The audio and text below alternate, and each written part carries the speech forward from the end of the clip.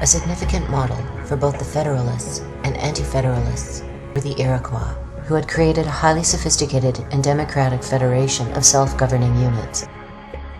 In stark contrast to European forms of government, the Iroquois people had the ability to immediately remove corrupt leaders. Women played a significant role in decision-making. Everyone was permitted to participate in debate and policy formulation.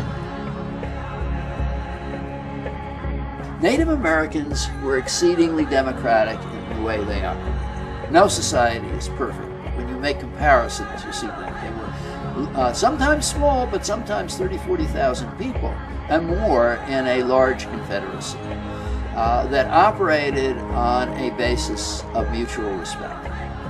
Mutual respect that developed out of experience, because if you didn't treat people equally, then they were going to give you trouble. Societies were exceedingly collaborative, but they were also exceedingly individualist. The individual was honored, but the values were collaborative because you had to get along. Everybody was included in every decision that affected them. Elders obviously were honored. They knew more. You listened to your elders, but everybody had a say. You have an extremely participatory society, and as it moved up to larger, there's a great deal of decentralization. So if you had a large number of people, and they would be in a federation, the village would decide for itself. The tribe would then decide, but the individual villages would have to decide. Then the tribes in the federation, their representatives would meet. But they wouldn't decide for everyone. They'd have to have the consensus of local people. So if there wasn't consensus already, they would have to go back and discuss it. So that to the extent that there was representation, these were representatives who were truly representative. They would have to go back. They wouldn't keep their positions unless they consulted people.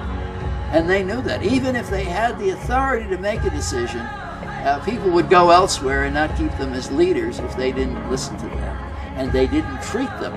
By and large, you had a much more participatory society, and even on the larger, more representative level, the representatives really had to listen to their constituencies. Ironically referred to as primitive and savage, Native Americans had actually created a far more democratic system of self-governance than any civilized nation in history. But their anarchic models, as well as the more limited democratic systems proposed by the Anti-Federalists, were incompatible with Madison's elitist vision. In republic and parliamentary democracy alike, citizens would be reduced to passive observers. They would be allowed to pick and choose which individual made decisions on their behalf, but they would not be able to make those decisions themselves.